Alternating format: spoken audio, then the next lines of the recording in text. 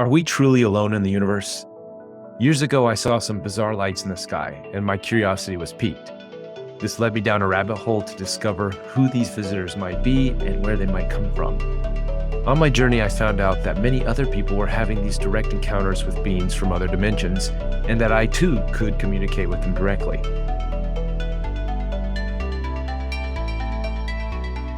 And we have today Heather Taylor and Ben D'Amico. Heather D'Amico Taylor, but I think you guys know her as Heather Taylor when she's been on the show before. And with a lot to catch up on as we are getting ready for the Lemurian Life Expo coming up next month on the 8/8 Lionsgate portal. I see the other Ben is on here who will also be there. And I'm sure hopefully some of you guys are going to be there as well. But Heather, welcome. Heather, Ben. Thank you. Thank you. It's good to be on stateside. On state, that's right. You guys have been traveling forever, it seems. Yeah, like a month and a half. Yeah. Well, I shared with the crew here our session we did in Japan. So, okay. So I don't know video footage. The workshop footage of your channeling session. I haven't even seen that yet. I'm a little jealous. I think it turned out pretty good for our little live stream test. But why don't we catch everybody up to why were you in Japan? Why were you traveling? What's going on in your life? And talk about all that stuff. Oh, we came to Japan for a couple different reasons. One is to, selfishly see you and Yuri. Mm-hmm. That was kind of part of that. But we were kind of guided. We were looking at our calendar that year, and it really made sense to come and do an event with the community that you're working with and to experience their medicine and to bring the medicine from the States. And that was really a lot of the consensus. Like people were coming up after and saying, oh my gosh, this is so great. We're going to go to Mount Shasta. We're going to go to the States. So we're like cross-bridging energy. And I love that. So I could see that was a big purpose. And then we also brought the bowls. Mm-hmm. So you want to talk about that, honey? Okay, sure. So we brought some amazing medicine-infused quartz singing bowls, and they are using Heather's medicines, like herbal medicines and oils and different energy clearing and health element, for ailments, for your health. And so that's kind of like a new invention and a new thing that we're bringing to people everywhere. Yeah, could you explain that process, how that works? Sure, yes. So it's basically born from the semiconductor industry, the quartz process, and that basically is what we're utilizing to infuse the medicines in at high temperatures. So it's the only molded fused quartz in the world, and there's been people that try to recreate that, and they haven't been able to. Not been able to, because it's kind of like a family operation, and it's been refined over 5 decades now. And Reuben has a bowl. There you go. That's the pyrite bowl, right? Let's see, which one does it say? That's the pyrite bowl. Yeah, pyrite bowl. Yeah. So what's really interesting about the bowl that Reuben's holding is that when we were building the bowl set out, so the story goes in short is in 1975, this company patented and created the original crucible bowl to grow computer chips. So that is how all the computer chips in the world are grown before they reach our TVs and our cell phones and things like that. And in the 80s, they realized it made sound. And so they started to, because they're scientists and semiconductor people, they said, okay, well, we'll sell the singing bowls. We'll sell the bowls as singing bowls to distributors that are already selling different kinds of bowls or other things. in the music industry of spiritual consciousness. And so they did that for 25 years. And then 25 years later, they came to Ben and I and said, okay, we want to go the next level. What can we do different? And I was like, well, can you put medicine in these bowls? Can we make a honey bowl? Can we make a matcha tea bowl? Can I take one of my teas and you can make it into a bowl? And they said, yeah. Yeah, and they actually brew the tea, Yes. infuse it into the quartz, Because and bring it to the way the temperature. bowls are made is through the same way crystals grow in the earth. It's from heat, pressure, and steam. So it's amazing. So they started making these bowls, and they did say it added some extra steps, but that they're having so much fun creating them, because the thing about these bowls, the way that they're made, they can never be duplicated. Yeah, there's natural There's variation. no, you can't say, hey, I want this same bowl made for me. It doesn't work that way. They actually choose their own note, their own resonance, even the way their coloration comes out. I mean, the colors, of course, are generally the same because that's that mineral or that's that element, but they actually all look independently different. So it's really, really amazing. Well, so again, you got to think a lot of people hearing this for the first time. So basically, they're taking the crystal and the different types of crystals. This one is pyrite, right? So pyrite mixed with, does this one have your medicine in it? That one one's is just a pyrite. It's pyrite. Okay. But what you're saying is they're taking herbs, they're taking honey, you're taking other types of teas and things, and they're mixing it in, infusing it into As they're growing the bowl. growing the Yeah, so then it's basically programming into the microstructure of the quartz at that high temperature. And then as it's cooling, it's in that unique structure still programmed with whatever was put in it. And then you're vibrating it, and it's that unique structure that's vibrating and delivering your body the Because information. quartz is the base, so it's always a generator of whatever it's created with. You're turning what we would normally use as internal medicine, for an example, for an herbal concoction, that is now becoming a sound frequency infused external medicine. with the Yeah, and we've been doing studies on it too, organically. It's just been kind of happening. So we first launched the bowls at the Oscars. I was invited to the Oscars for some projects that I'm doing, and we thought, why not launch the bowls here? So we bought, because that's a great medicine to bring into that community. So we brought the bowls, and what we noticed was we decided last minute, hey, we're going to do a sound bath and just really let people experience, because there are different techniques and ways to use these. So we did a sound bath, and there was this man there who said, all day I'm always around like dirt, and like when I'm working and doing the things I'm doing, and he has headaches every day, and he gets stuffy, right? Because of the type of work he's doing. He says, when you did the sound bath and you played the PRR bowl, which I have, it's pain relief. It's actually the first product I ever made like a bajillion years ago. But when we played the bowl, he said it completely cleared everything. So we ended up going home with the bowl. And then he emailed us later and said, oh my gosh, every day I get home from work, I play the bowl, it completely clears me, and I'm good. And it's beautiful because it's now creating, like, he's still putting himself in that environment, but what he's noticing is he's going longer without having to use the bowl.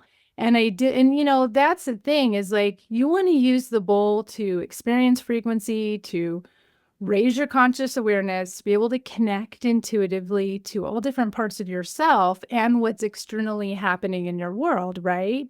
Well, if you're always constantly focused on this one sickness or this one ailment, how can you expand? So it's really showing a platform of growth where now he can use it for other things, and he's thinking about getting a bowl set. So this is that whole Plays into your intention. So Right. that's the kind of the core that is really powerful for people. Like, there's another lady with a healing center in Poland, just getting some bowls going, and custom infused bowls, because she has chronic unexplained pain, and she's gone to all these doctors and they can't explain what the pain's coming from. and she's taking medicine and different things, can't get it to go away. But she said when she uses the bowls with the intention of having the pain go away, it just is instantly gone. So she came back the next day. We were at an event in London and bought some bowls because she was just so impressed. And now she's going to be doing that with others and helping them get rid of their pain just playing. She's actually creating, she wants Polish pine because they have the retreat centers in Poland around pines. So we did Polish pine with Mount Shasta granite. We're doing the slate that we use for Sweat Lodge and merging that into a bowl. So she's like really excited because she wants to bring those two parts in. And that's the beautiful part too, because we're working with the original bowl makers, we can custom make anything. And they understand the importance of the intention and playing, they'll do whatever, playing special music while the bowls are made or having a certain prayer, whatever that is. Yeah, I was like, can you guys pray for the bowls? So like, we pray every time we're making the bowls. I was like, that's why they're amazing. It's really like modern day alchemy in a sense. Totally. And is there a website? I went on your Perfect Balance website. Divinebowls.love. www.divinebowls.love. Okay. Yeah, you can find that. And I assume there's write-ups and stuff there people can see. Yeah, we're expanding the website as we speak. Okay.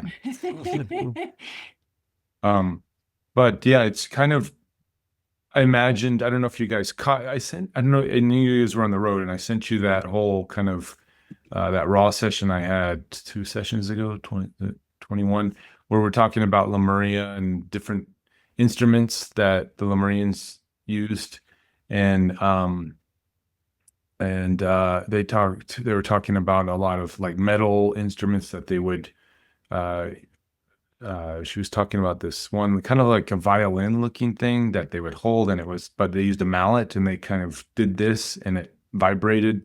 It was like a singing bowl in a sense. So but it was just a magic. The interesting thing you're saying, Reuben, is I feel like that consciousness was already here back in Lemuria. Yeah. I mean, it feels that even the Lemurian Life Expo with the indigenous drummers and dancers we have coming, with the great grandmother medicine woman, Elizabeth, we have coming, and then we have these bowls. It's really bridging that aspect that has been split, right? It's bringing it together, just like in Tartaria when they started taking all the bells down. Well, this is another way to access that frequency of healing. And those bells were healing people. And so now people can take them home and heal themselves, or they can go and unfortunately, I think it really takes some special microphones to get it through in a Zoom situation or audio, right? Because of just, it's an instrument. The distortions that Zoom might get differently. Yeah. But it's still a frequency nonetheless, and you're experiencing it. Yeah, I think it's a new, not an old form of medicine that we're renewing our, a new take on it. Yeah. Yeah, it's remembering in this understanding of how the delivery system is unique. It's instead of getting a shot or taking something orally through the mouth, we're getting it, which makes sense. We talk about like when Wendy does her light language and the codes that she talks about, and drink lots of water because you're processing these. There's a multi-dimensional aspect to light language and to all this stuff that we're dealing with on the show here. That's coming through. So it just makes sense that these bowls are doing the same kind of multi-dimensional magic that we're just discovering. We're just kind of figuring out. So super cool stuff. Totally. It is pretty awesome. So you've been helping with spreading the word with the bowls, doing conferences and traveling. You were in London, you said? We started in Japan, and then we spent a beautiful 27 hours in the Malaysia airport. Which they're the only airport in this very center. They have a little jungle actually preserved that you can walk through, and then you never leave security. And if anybody knows me, which Reuben does, and witnessed half my luggage, Then you sent me the walking text. around this Yeah, we everywhere. didn't realize what we got into because the thing is like one way. You can't go back out the way you entered, and it's like down this crazy wooden And he's bridge. got all the I have all luggage. the And I'm like, babe, we got to go into the forest. And he's like, I can't do this with all this luggage. You bust out some bowls and start playing in the forest. That would have been cool. Yeah, yeah. Well, I ended up getting a sleeper pod and like sleeping most of the time, which we so needed. Yeah. Yeah, it was really good. And then we went to Barcelona and we did an event there at the World Trade Center. And the event was amazing. We did both a workshop and we did like a little vending where we had it where everybody just comes and sits, which I love because I want the kids to feel comfortable. You know, even in my shop, when parents come on with kids for the first time, they're like, don't touch, don't touch. And I'm like, hey, you want to go bang on some 195-year-old bowls? Let's go play, you know, they're metal and they're safe. And so it was really great. We were like sitting down. We had like this little meditation area with the bowls, and these little kids were coming up, and I was like, do you want to play? And so they did. And the way you see the kids connect is just really it's powerful. weird because yeah, they just intuitively understand it at such a level, and sometimes the parents are just blown away, and they don't a lot of times understand it. But then you have people in all different parts of it, but it's across the board. Kids, they just get mesmerized. Yeah, I'm gonna start a kids workshop. It's been really a lot of people have been asking, and we had some guests that are coming to Lemurian Life Expo, and they really wanted to bring their 9 and 10-year-olds who are psychics, and they're trying to learn how to navigate these gifted children. And I was like, oh my gosh, okay. So I got on personal calls and started kind of looking at, oh wow, this would be really great for a kid, you know, and started talking to them, and they're like, do you teach kids? I said, yeah, I just usually teach the family, you know, and the kids just end up coming in later. But I think it's time. I feel like the kids are really ready to step into their magic, and a lot of the parents are here to support that, which that's amazing. Yeah. It's the new kids coming online. They're able to drop in really fast. And you were also an event in London. London. Okay. Tell us about that. Wow, that was a whirlwind one. That's, I guess, the biggest spiritual festival in the world, which we didn't know. So and it's been going since 1977 or something like that. 1975. Oh, 1975 too. The bowls were made. Oh, wow. Yeah, and they let me just tell you, so much did I learn, not just from being a vendor there and connecting with the people. But my goal is how many people get their lives touched, how many kids are feeling connected. So I always want to have like a play space. So whether they're coming to get a bowl or not, they get to play with them. Even when we do our sound baths, we stop in the middle of sound bath, bring everybody out of the meditation, have everybody play a bowl, and then we go back into the meditation and have them connect to those bowls. So it's, that hands-on. Yeah, It brings the innocence. Japan crew too, though. They were really happy to get their hands on the bowls and play them and experience and feel, I think that's super important. Yeah. So that was a lot of fun. And then we went to Glastonbury. Very powerful, as always. And we ended up there twice on this trip because that's kind of my home base. So whenever I'm in the UK, I always like kind of start in Glastonbury and then I end in Glastonbury. So we went in, and then there's this place Ben and I have stayed at, and it's only taken like 3 years. They're very magical beings. And they're like, we've never even talked to our people that come to their hotel.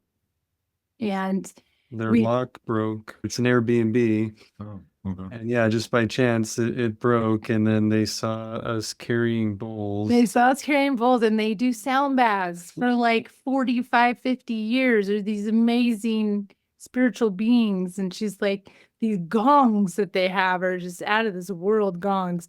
And next thing you know, we started connecting. And so they took a bus 3.5 hours to London to meet us at the event to get a dragon's blood bowl. Mm. 'Cause it's a really amazing bowl. And by the time they left, I was referring people that were coming up to our booth to their sound baths because their sound baths are amazing. And now they're going to start doing sound baths with our bowls, and we're shipping 100 bowls to Glastonbury right now. Wow. And were you Yeah. with Zohar when you were there?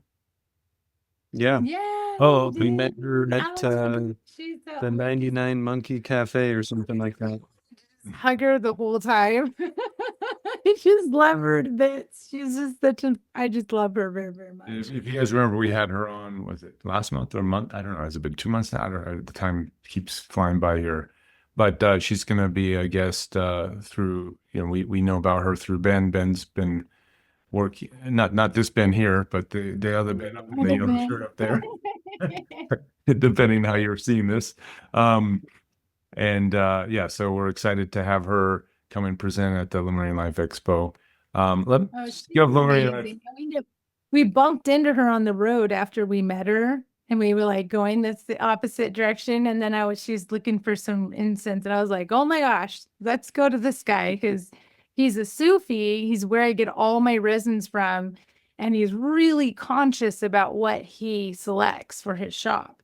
And so she went in there and she fell in love with some of the resins, and it was just really great. She's an amazing soul. She's a very gentle soul and a very powerful soul. She has a lot of layers, and I enjoy that very much. Like a wise grandmother. Yeah, but yet not. That kind of ageless. I love her. Yeah. It's true. So I'm going to share, we'll do our little Lemurian Life Expo plug before we get into some of the heavier stuff out there that's going on right now, bringing the channeling. But so Zohar here, I don't know if you can see that on my bottom right. But we've got returning from last year, we have Jamie and Wendy, but Lisa, Zohar, Rob's returning. We have Sean Swanson, Tony, if you guys remember him, Aurora is going to be presenting. So we have Yafu's been here on the panel or on the portal. So a lot of familiar faces that have been on the portal here and on my show, but getting us all together in one space is quite exciting, as we did last year. And we saw how that, for those who attended in person, were really able to feel. Ben's going to be presenting with his paradigm machine, meditation machine. We have Elizabeth, we have Karen, who was on the show last time, I guess, or not too far back. Haruko, many others. Heidi's going to come back. So it's kind of a interview with Ed, love fest. So, but the energy is quite palatable when you're. We should change the name to that. Oh, is that your interview with Ed Love Fest? Okay. I don't know. That might some people might, they've got the wrong way. Misunderstood. Yeah, but that'll be the subtitle. But this year we're sort of focused on, our subtitle for this year. Let me go back to here. Is Return of the Ancestors. Yeah. And we're going to have sort of our ancestral, elders, from Mayans and the Mexica, which that is more of what Heather, you turned to. Tell us about the Mexica people and how you're connected there. So, they're my family, and that's Tamara right there, Muswani. She is an amazing leader, and they are the Aztec Mexica Calpuli dancers. And what they do is they're fire dancers. So you see their big headdresses and everything that they're wearing, their regalia really represents their journey into the path of their red road. So they actually dance and practice 2 days a week. And then it's a family. So her daughter's there. We have several families that are there. And what they're going to do is they're going to bring the medicine and the drums and the dancing inside the theater. We can't do fire. Right. But when we do the off-site things, they'll definitely have their kapal that they burn in their sacred burners. And they're just amazing. They really are about honoring the indigenous ways, and they're really about honoring remembering. And I think that's really important. They talk a lot about, even in their community in San Jose, they talk a lot about bringing back the remembering and to tell the true story. You know, especially when their children are in school, in its Native American month, there's a lot of misunderstood false truths, I guess you could say, or truths that don't resonate with the tribes that are being taught in the schools. So their kids would come home and say, you know, how do we respond to this? So they're changing the school systems and how they're celebrating the indigenous because the memory has been shifted. So I feel like there's such a beautiful power in what they do. The other thing that they're really about is what's going on with the moon cycles, the planetary cycles, you know, what houses we're in, right? So I'm a blue electric eagle. And that's based on the 13-month calendar. So it's kind of powerful. Their New Year is in March, and they bring together tribes all across the US that come and they dance, and they're Mexica dancers. And it's about bringing medicine through vibration and frequency. And it's kind of similar, you know, with Elizabeth and the Mayan ceremonies. These ceremonies, these traditions have been upkept over the years since, and many of these traditions, and including the Maya, have in their sort of prophecies, and when they are speaking of where they came from and everything, Lemuria comes up quite a bit, or it may be different terminologies, different words, but it's quite. It's very, you can, when you get to hear the sayings, you're like, okay, they talk about the floods, they talk about cataclysms, and sort of keeping the traditions going from those eras. So there's a lot of Lemurian energy. It's interesting that obsidian glass skull I was gifted from them was gifted by the Mexica. That's where I got it from. Okay. And etched on it is their entire story. And there's so much of it that crosses into the Lemurian history. It's very intertwined, and I feel as though, you know, a lot of the indigenous memory were taken too, and they're really trying hard to bring that memory back and to keep the kids, you know, don't lose the language and don't lose the way, because it can be socialized out of them. Yeah. And I'm noticing that here in Japan, the more I'm meeting different people and going to different places around the different countryside places of Japan, there's a lot of little Lemurian nuggets that you can tell that, oh, okay, this is what this is where this comes from. So it's fun to connect the dots. And I think that's where we're at with a lot of our, you know, with the channelers are helping to do that, but then connecting with the actual wisdom keepers who are keeping, you know, the DNA and keeping the stories and the lineages and just everything. It's fun to really hone in on that stuff. We also had, let me see where I lost my link here, but we had And then with Elizabeth, just quickly with Elizabeth, one of her things, her workshop, you know, I just spoke to her in her workshop. She doesn't want it to be recorded. So I'll just let you guys know that her workshop, and that's pretty common for indigenous. They don't generally like to be filmed. So I'm not really surprised. She's like, you can film me during your workshop because I'm coming and I'm bringing medicine in a different way. But for her 3-hour in classroom workshop, she prefers it to not be recorded. And so I told her, hey, there's, you know, I'm here to honor that. One of the things that's really important to her, and I feel like it is to everybody coming into LLE this year, at least the people I have spoken to, is it's really about being the example of the community.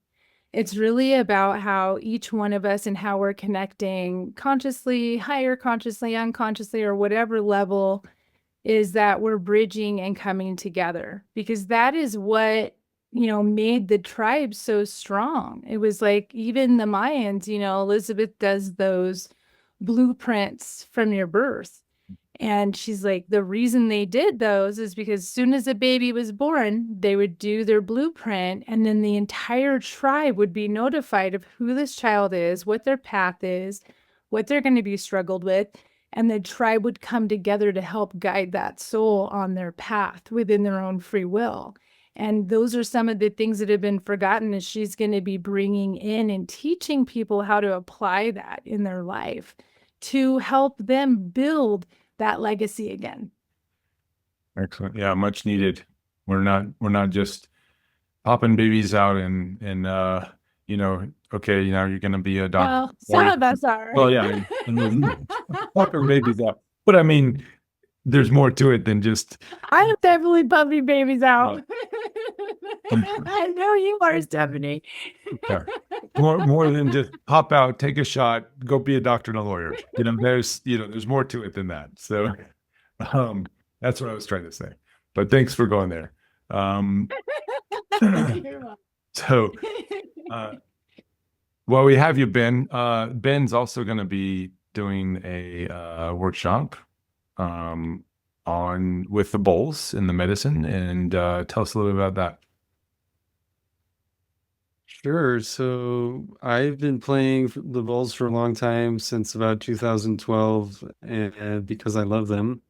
And the kind of meditation that you can just immediately go into with those bowls is just, haven't experienced anything like it.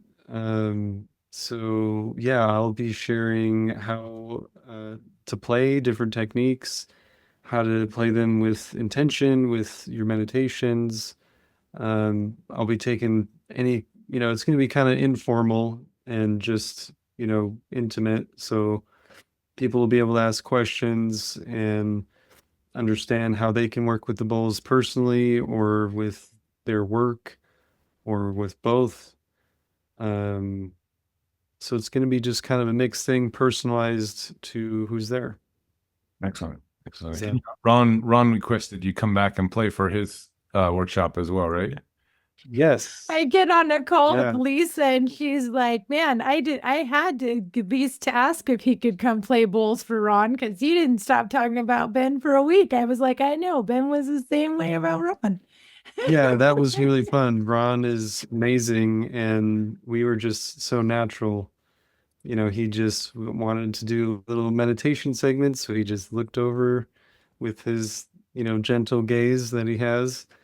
And yeah, I just played, and he did some guided meditation, and yeah, it was a lot of fun. So that'll be really good to do that again. Ron's doing his quantum navigation workshop, which is last time, because of some technical issues, he didn't have the full time to go into it, so he had to kind of rush through it. But yeah, it's a very in-depth breakdown of some of the modalities that Ron does and teaches. And I don't know if you guys know, but Ron used to work for Drundeville Melchizedek, and the whole Flower of Life, the books, and a lot of the workshops and everything that was being offered at that time was all Ron. So most people don't know that, and they think it was all Drundeville, but actually it was Ron. And he's the most beautiful, humble man. Yeah, I'm always telling him, like last year, I was like, "You're so amazing." He's a very kind, heart-based person. He's just so gentle and having, being married to Lisa and attending our house. all these challenge sessions, he's really, just having his own wisdom and knowledge, but coupling that with all of the knowledge and everything that comes through the channeling work that Lisa does. The two of them together are quite the powerhouse, and it's going to be exciting to have them there and doing the CE5 and offering their different workshops. So we get the full package this year.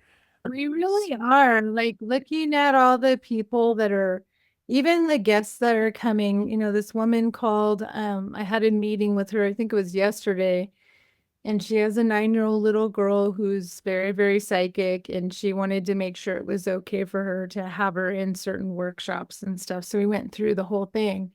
And she is just like so on this amazing spiritual journey. I was like, man, I'm so honored to just talk to you and learn from you. You know, it was such a great conversation. And I was like feeling even our volunteers that are coming in, it's like it's just, I'm very, very excited about this year. I think it's going to be beautiful, and it'll be an interview with Ed Lovefest.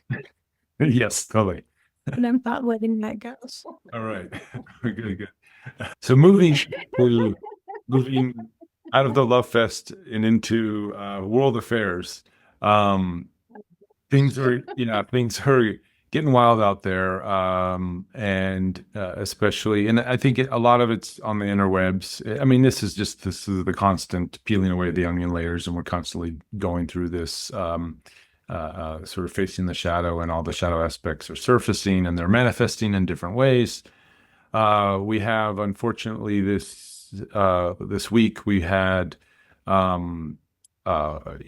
attack from Israel on Iran, and then counterattacks, and there's just, missiles flying, and all that stuff. We have the, different riots popping up around the United States. There's different stories behind why that's happening.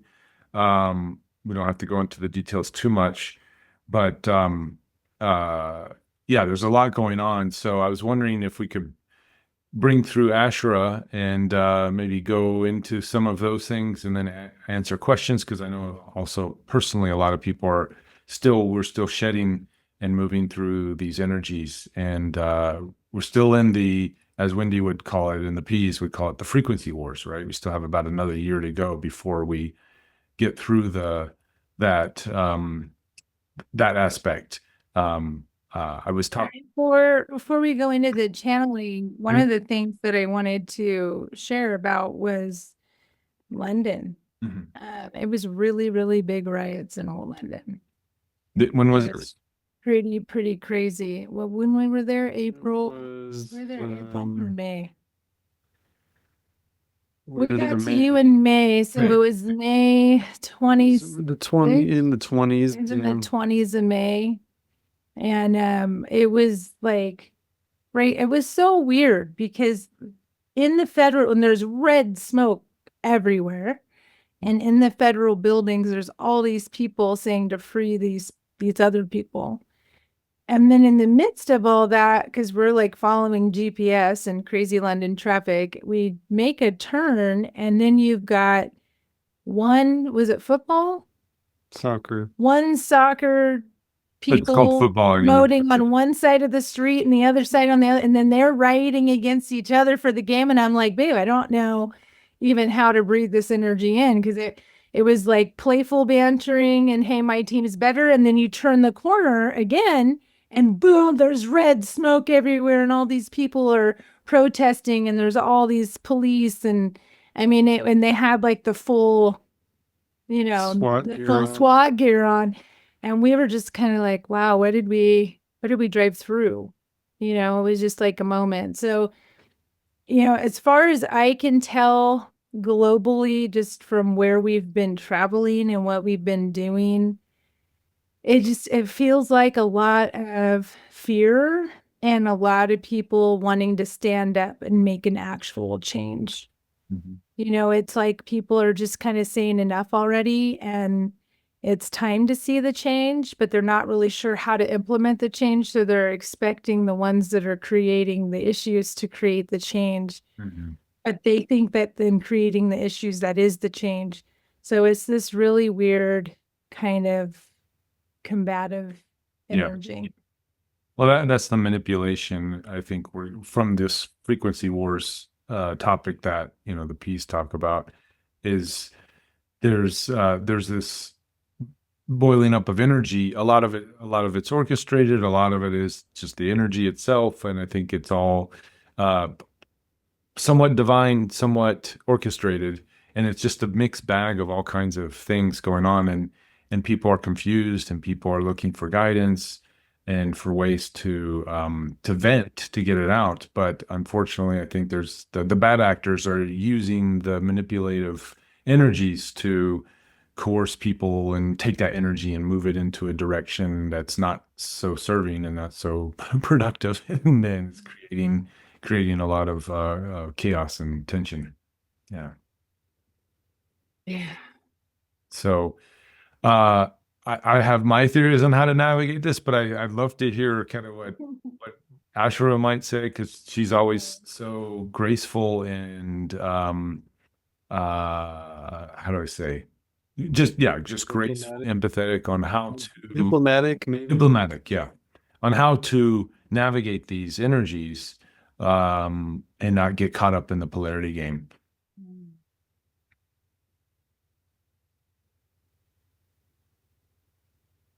One thing that you are missing is timelines and dimensions moving together. It isn't so much about bad and good. It's more about everything that comes in is everything that comes in is it's a timeline. It's a experience, yes? So everybody is having these things from different timelines that they're living out now in this moment, and simultaneous, layered. And whatever hasn't been released or healed, then it's going to play its inertia, its energy out. It's going to play out however it came in is how it's going to finish. And the only way you can change that is by changing your own frequency timeline. Now, how do we change our own frequency timeline in any consciousness or any type of awareness of self? Not just the human experience, which is the expression of your soul, but in all of the dimensional experiences of self, yes? The way that this is occurring is based on the inner work. You see, if somebody comes and they have a fear about something happening, they heard something's going to happen in their area, in their home, or around them, and then they start building all the precautions for it to not happen, then they're welcoming that timeline into their life. And it may not happen in that moment, but it will happen on some level, because they're bringing that timeline in. It's like plucking it from the sky, right? Because all of our timelines are moving and weaving all at once. And remember, we've spoken before about, everybody wants everybody awake, but it has to happen in its flow. It's inertia, it's pace. Otherwise, it's going to be like all the other changes. It's going to be very explosive. It's going to be this extremity. And in this space of consciousness, where everyone has prayed, the multiple, the collective, if you will, the mass majority, want it to be as peaceful as possible. So in that space, it requires a lot of time for people that are awakening, because if everybody just woke up, then it would be panic, right? And as you can see right now, there's already panic just from the little bit of change that's been happening. And I know it feels like a lot of change, because a lot of it has been happening and the timeline has been setting itself, right? It's on this one course. And in that course, there's many things coming in, because there's many people, there's many souls, there's many energy. And collectively, where your spirit or your soul is connected to others is how it's going to come in. It's just like a mom has a baby, and the baby is one way. The baby is calm, is very flowful. And then the mom has another baby, and that baby is the complete opposite, and it changes the experience of the entire household. Why is this? Because any energy that we have in our field, we are going to experience in some way even if it's just witnessing it. You may not participate emotionally, you might not have an attachment to it, but it will be seen, experienced, or witnessed in some way because it's in your field, it's in your energy, it's in your path.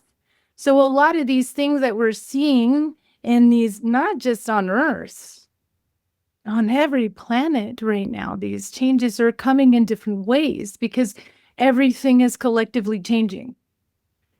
But if we just use Earth, for example, these upheavals that are happening are the people that are awake, if you will, that have come into a state of awareness, that want that change now. And the people that want to keep it the way they want to keep it, they are fighting to sustain that. And no matter what, there's going to be a fall. There just is, because when you're taking those energies and you're smashing them together, then what happens? Something is going to create a response. And this is what's happening in all these different countries and places of existence.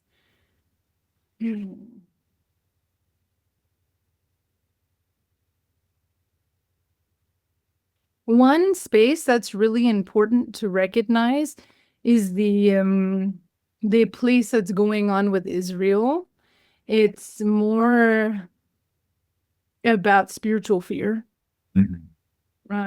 faith fear. It's show. Show isn't the right word, but it's set forth to bring fear to those that are still having trouble finding their balance in their spiritual path. And so to target that space creates the people that haven't fully awakened yet to cling to that old way that's not old. The old story.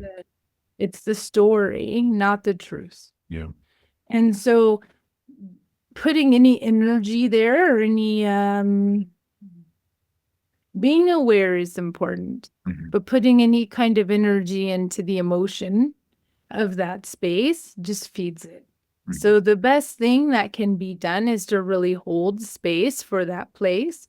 And if you're doing a moment where you're sending out energy collectively or independently, to send it to those locations in the heart, in the portal, not the people, the land. Send the energy to the land. Let the land do the work. Because when the people are crossing those lands, they're going to feel that energy. They're going to feel it. They're going to feel the love. They're going to feel the compassion. They're going to feel their own attachment and have to face, because attachment in the Buddhism, they believe that, it's about non-attachment to acquire enlightenment, if you will. Enlightenment is not the end. Enlightenment is really just the door, because it's being able to live in a state of non-attached experience and still maintain compassion and love that allows us to move into those other layers of consciousness and bring them to the 3D worlds. I say worlds because there's more than one world finding this. And so the answer is, where is the person attached and why? And to not be attached doesn't mean to not love. It means to fully love. To not be attached doesn't mean to not care. It means to fully care. To care so much that you're honoring the free will of that experience. It might not even be a people, a person. You see, that's what it's about. And many teachers right now are teaching this, because the time is no longer about reaching enlightenment. The time is now about living it. Just like your events that are coming up, not just yours, but many people. So, speaking of the land and going into we've gone into Asherah's history a little bit, but in our sort of lore in the interwebs, she's known as the Semitic goddess. And so the Asherah energy in our perception, sort of into this realm, sort of is very known in that area. We have the statues through the discovery of the statues and everything through that, the different belief systems and religions in that area. What is the relationship to what's happening now with this distortion of, trying to use these stories, as you were just saying, to create this upheaval? And why is that happening in the land? And how is Asherah relate? Is there a relationship to Asherah and what's going on in that area right now?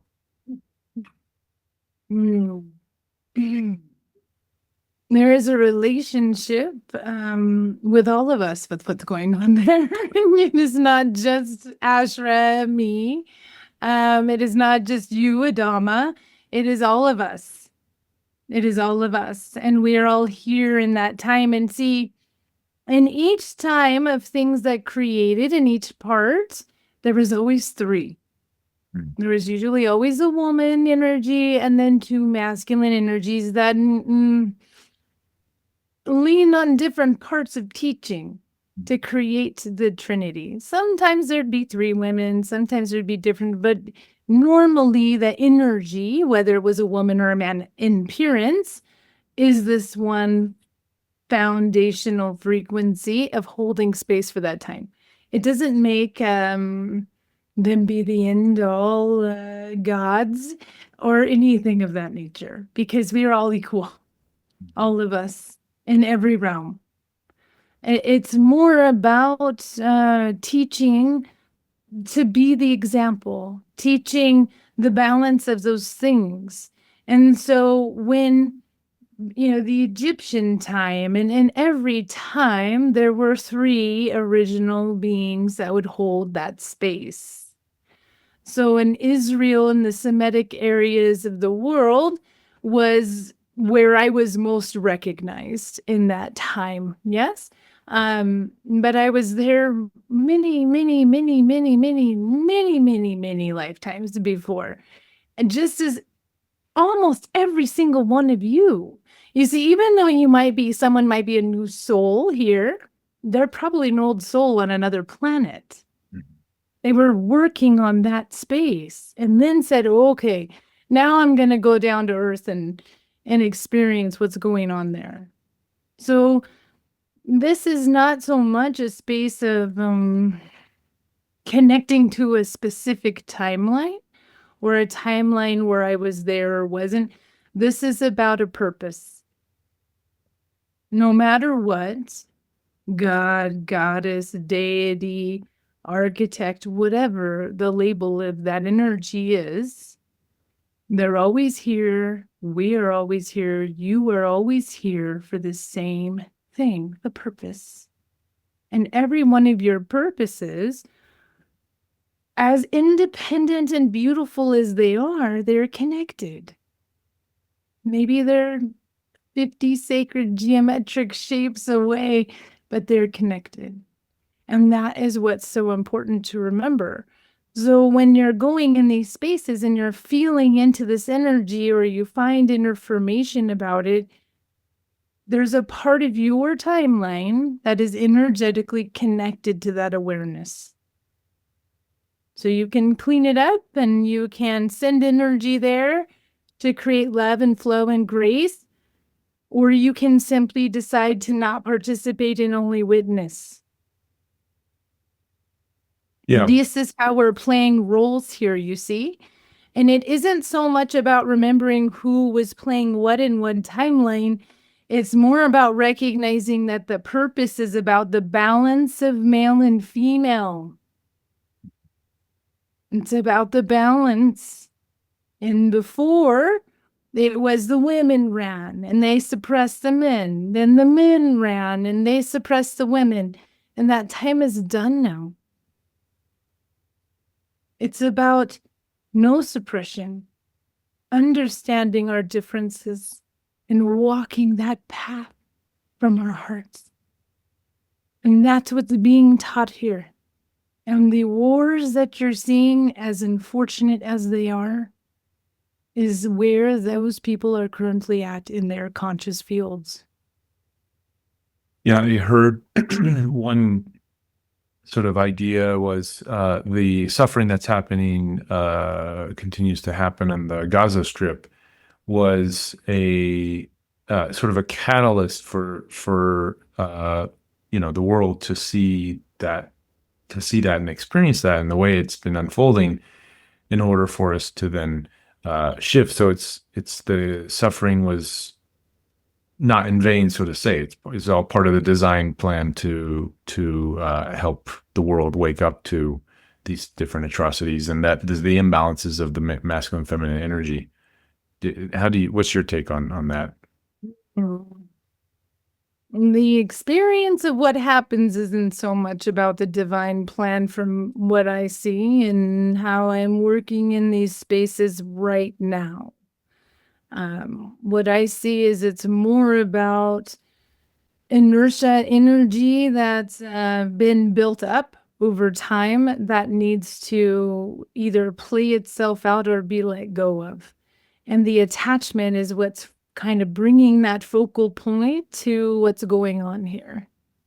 The attachment to outcome, the attachment to survival, the attachment to fear of loss, those things are creating an awareness of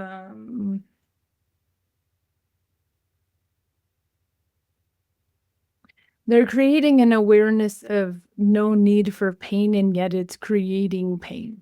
Mm. It's very layered and it's very timeline connected. It's literally about how we can bring in this space of awareness, but people need to connect. They're not connecting. Everybody has an ability to facilitate, right? They can teach. Mm-hmm, mm-hmm. They can love. There's no competition. And the realm that I exist in has remembered that. And our hope is that everybody else can remember too here. So you said earlier the best thing we can do is send our prayers to the land, perhaps. And is that the same for there's a lot of upheaval? Well, this is all over the world, really. It's not just there, but we're seeing riots around the world. And there was just talking about London. We're seeing in the US, different cities, and people are protesting. And the bird's eye view can see there's a lot of manipulation things going on there. So is it really just sending our heartfelt energy to the land for the land to do the healing, or what's the best thing we can do from a neutral standpoint? Let me ask you this. Mm-hmm.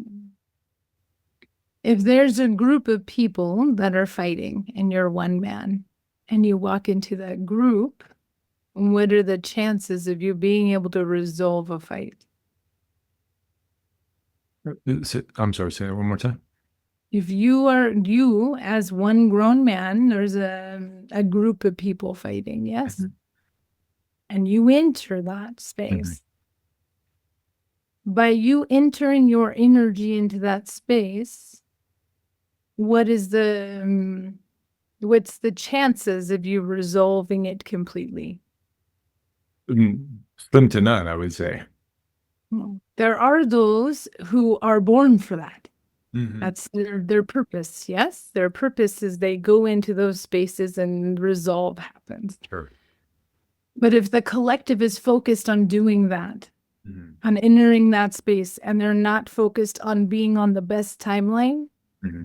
then what are they shifting to? Are they pulling that dark timeline into their realm? Mm-hmm. Or are they walking the path of the timeline, their best timeline, which would resolve that organically? Because the moment we bring attention to it, then it becomes more of its reality, yes? And this is not just about you, right? It's about all of us. Yeah, and that leads me to the next question. So we were just having this conversation past couple of days with some of the folks here in Japan. There's a story that's been um, pushed through the pop culture areas because of a sort of a fortune teller who has been very accurate with her predictions. And we've seen this, with Edgar Casey and the different other famous prophets that say this is going to happen, that's going to happen, and then people get attached to those predictions. And unfortunately, this one prediction in Japan, so many people are now hyper focused on, is the eruption of Mount Fuji on July 5th, which would be July 4th in the States. And then there's a lot of talk about, okay, what's happening on July 4th. There's a lot of stories being concocted and predictions and told around those specific dates.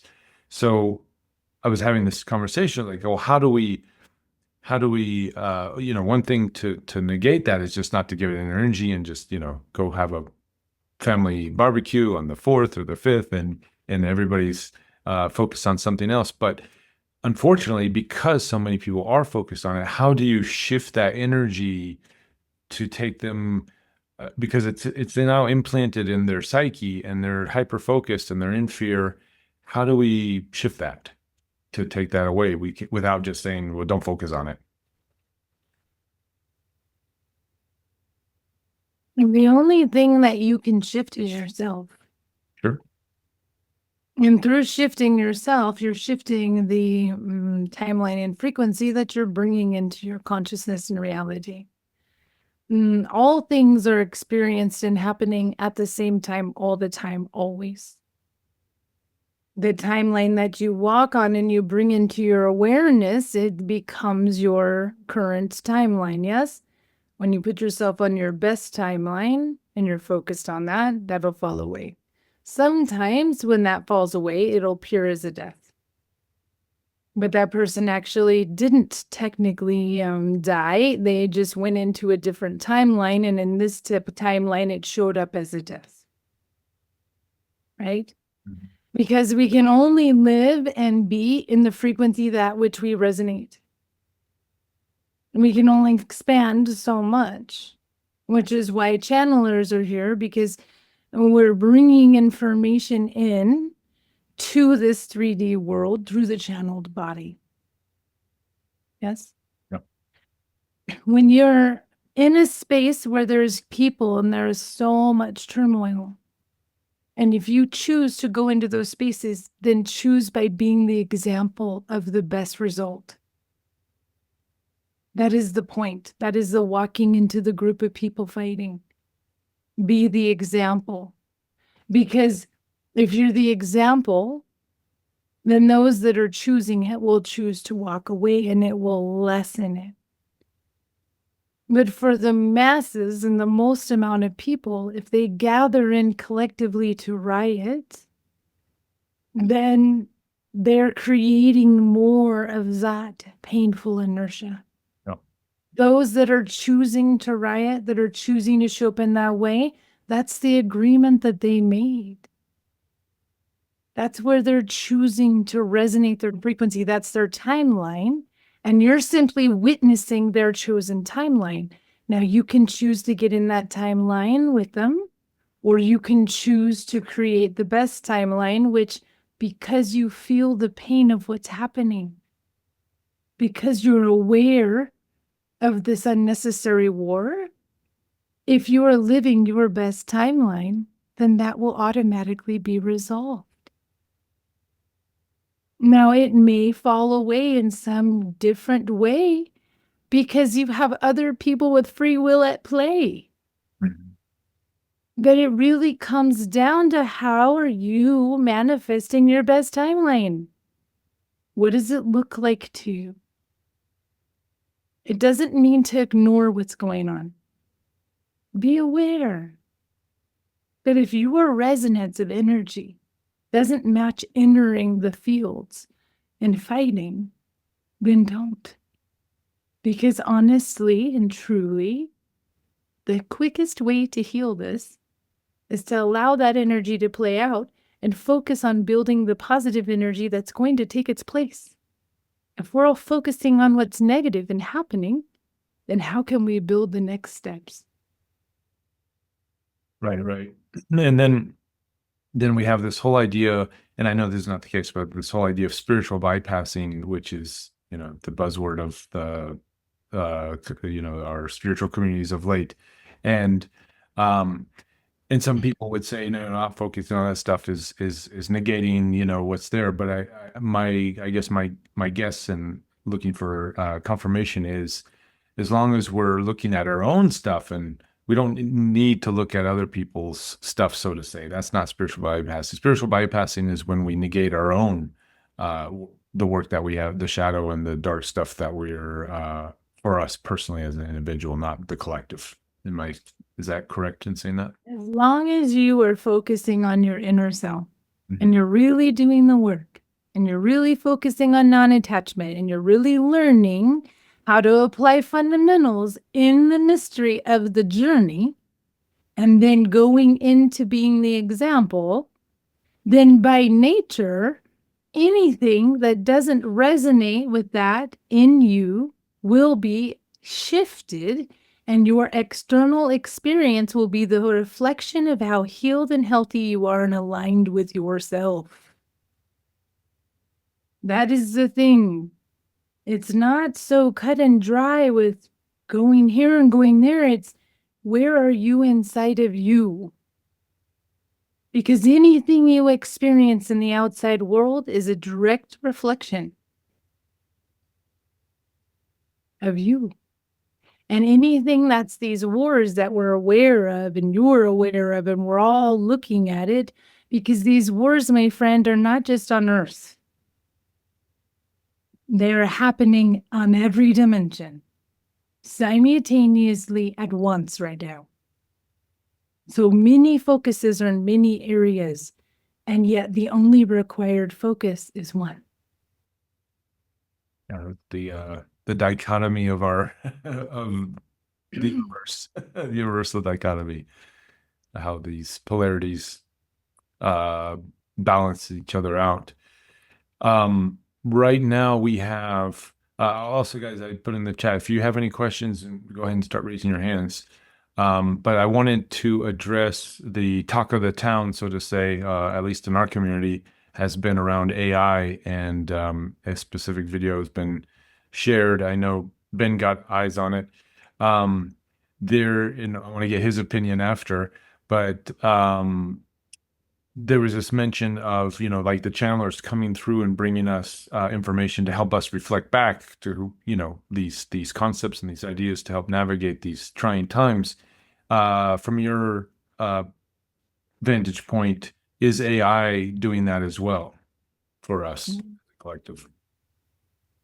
At this time where AI is at in some arenas, because there is a collective that is accessing far more advanced things and just not sharing it with you. But in the general public, if you will call it, or the main stage, no.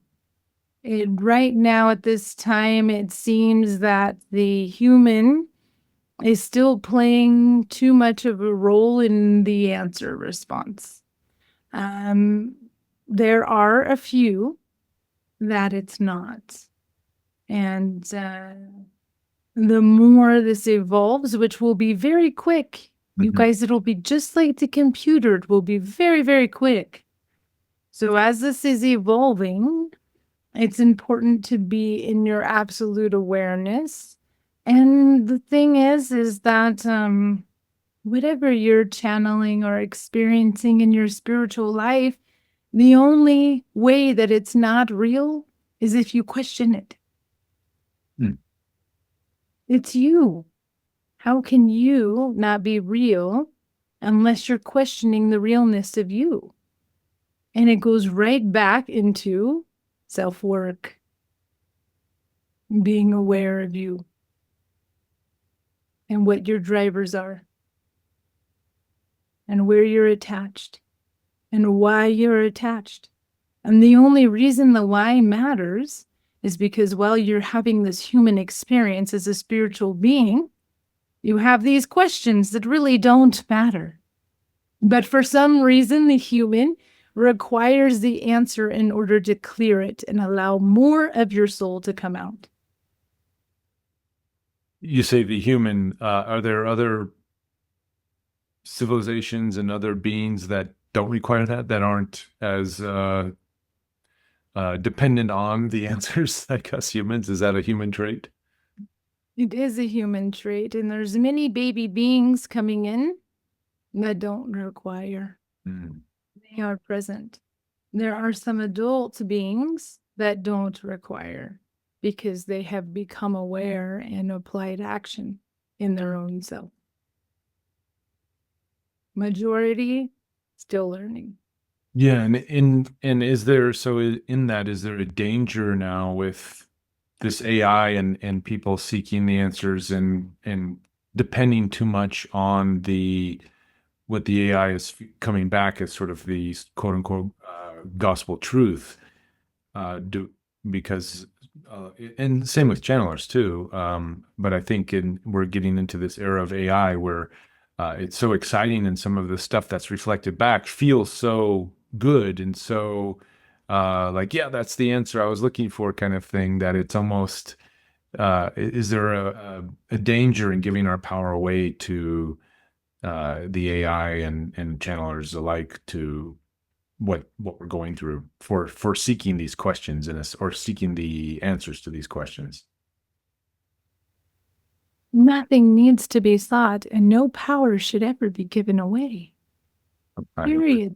Whether you're channeling, doing AI, working with somebody, whatever you're doing, if you're working with something or someone and it is taking your power, that means you're allowing it to take your power. And that means, what reflection are you experiencing that you need to learn?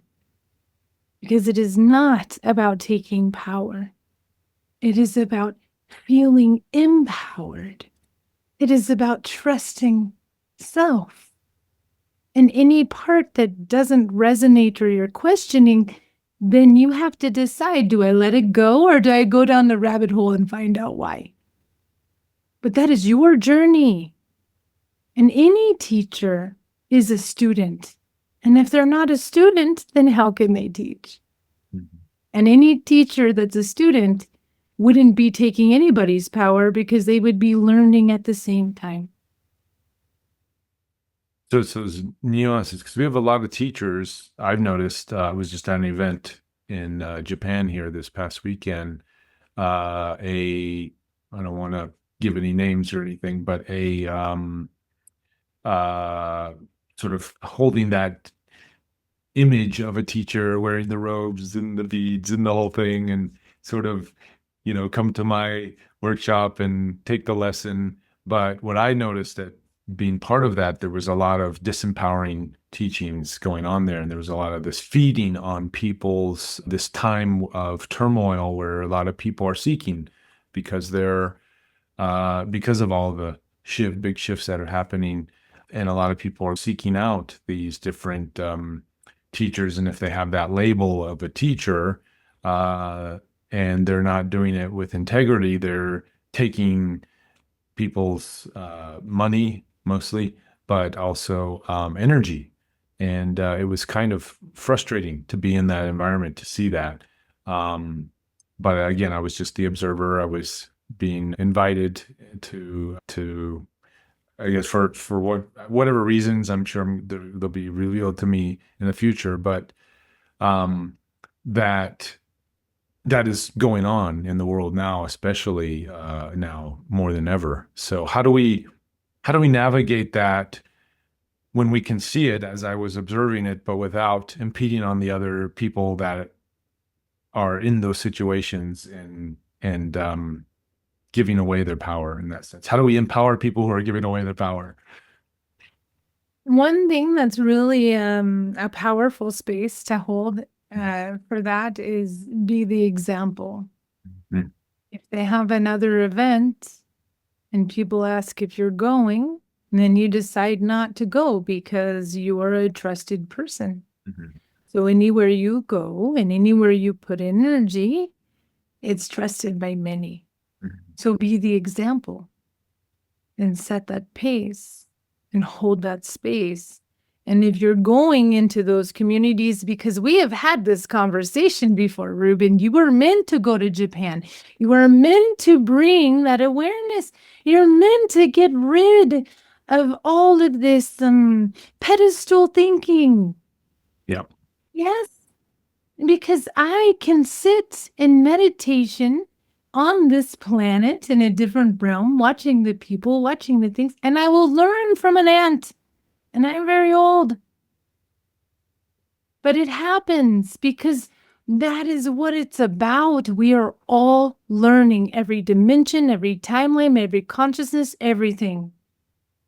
And if people want to understand how to find the right teacher, then find a teacher that's teachable.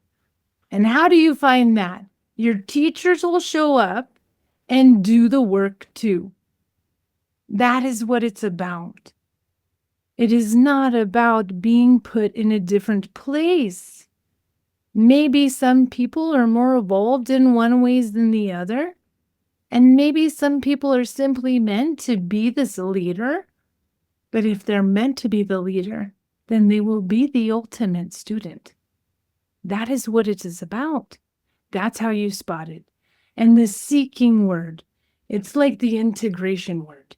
It is not the end step, guys. Seeking is the step that creates attachment, Mhm. because you wouldn't be seeking it if you weren't attached to having it. And embodiment is the next step of integration, same thing. So what's the next step of seeking? Reaching. Reach for what you want. It's already in your circle. It's already in your life. But if you spend all your time seeking it, guess what? You won't see it. Mhm. It'll just keep swimming around you until one day you say, it was sitting in my lap the whole time. Right. So let go of seeking. Yeah, yeah, of course. Yeah. Yeah, so I actually was invited to the after party and I chose not to go. So that was part of my my way of I said, sorry guys, I got something else going on. I need to leave. And I left. Well, you are very respected in Japan, Reuben. All right, well, And it's very important for you to connect to your Japanese Adama. okay. Because beings come in many forms when we come to see many different types of people. And so you need to prepare yourself because it's coming if it hasn't already started knocking on your door.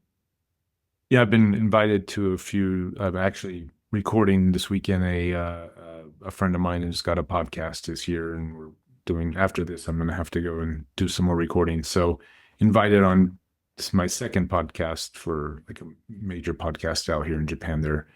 They're like, oh, this guy's got some interesting things to say. So it's kind of fun to to be in that space, talking Nice.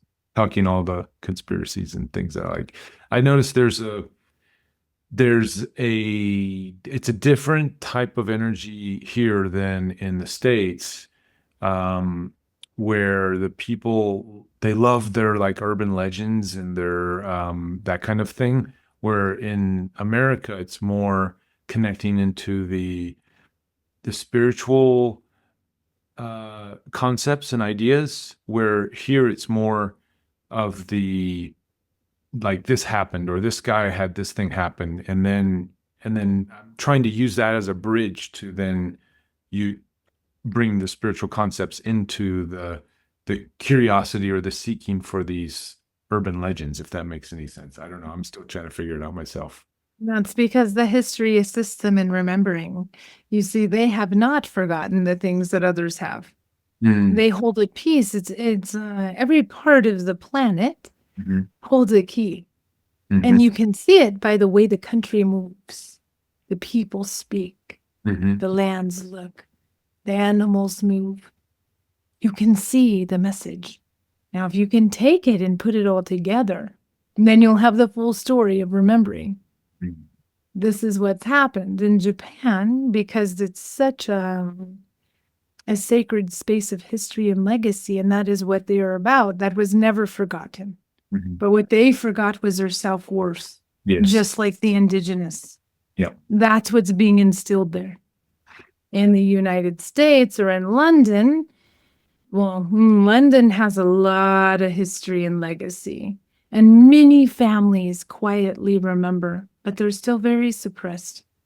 So they're finding their balance about themselves, but they have this ego aspect that's coming in a way that is blocking them from seeing themselves at this time. And it's more protection for what's happening. And in the United States, it is it's like a pot of everything. Everything is there. Yes? And so when you're dealing with that, then you have a lot of different perspectives.